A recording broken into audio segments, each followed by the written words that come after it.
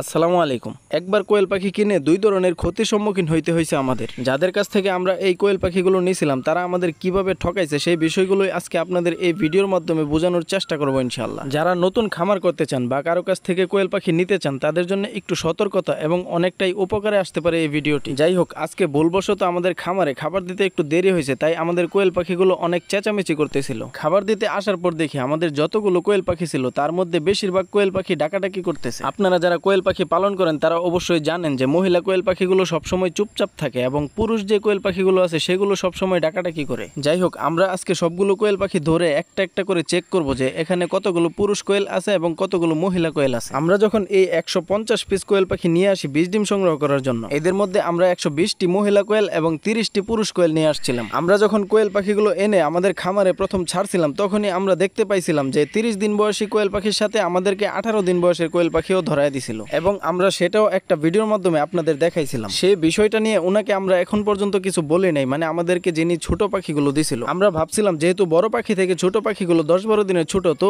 এগুলো বড় পাখি থেকে 10-12 দিন পরেই ডিমে চলে আসবে। যাই হোক, সেই সমস্যাটা কাটিয়ে ওঠার সাথে সাথে আমরা এই পাখিগুলো নিয়ে আরেকটা সমস্যায় পড়ি। ভিডিওর শুরুতেই আপনাদের সেই সমস্যাটির কথা জানিয়ে দিয়েছিলাম। যাই হোক, সবগুলো কোয়েল পাখি ধরে একটি একটি করে চেক করার পর আমরা গুনে দেখলাম এখানে 74 পিস পুরুষ কোয়েল পাখি এবং 70 পিস মহিলা কোয়েল পাখি আছে। মানে যেখানে 5 ভাগের 4 ভাগ মহিলা কোয়েল পাখি এবং 1 ভাগ পুরুষ কোয়েল পাখি থাকার কথা, সেখানে ওনারা 50%-এরও বেশি পুরুষ কোয়েল পাখি ধরায় দিছে। যাই হোক, ওনারা কেমন ব্যবসা করে, কোন ধরনের ব্যবসা করে সেটা ওনারাই ভালো জানে। এই বিষয়ে বেশি কিছু বলার ইচ্ছা আমার নেই। আমি শুধু আপনাদের বলবো, আপনারা যদি জীবনে কখনো খামার করার ইচ্ছা থাকে বা খামার করেন তাহলে একদিন বয়সের বাচ্চা নিয়ে করবেন। মানে একদিন বয়সের যে বাচ্চাগুলো আছে সেগুলো নিয়ে আপনার সাথে কোনো সময় কেউ প্রতারণা করতে পারবে না ইনশাআল্লাহ। এবং যদি অতি বিশ্বস্ত কোনো জায়গা থাকে তাদের কাছ থেকে আপনারা যে কোনো বয়সের বাচ্চা নিতে পারেন। যাই হোক, সবাই ভালো থাকবেন, আমাদের এবং আমাদের খামারের জন্য দোয়া করবেন। আসসালামু আলাইকুম।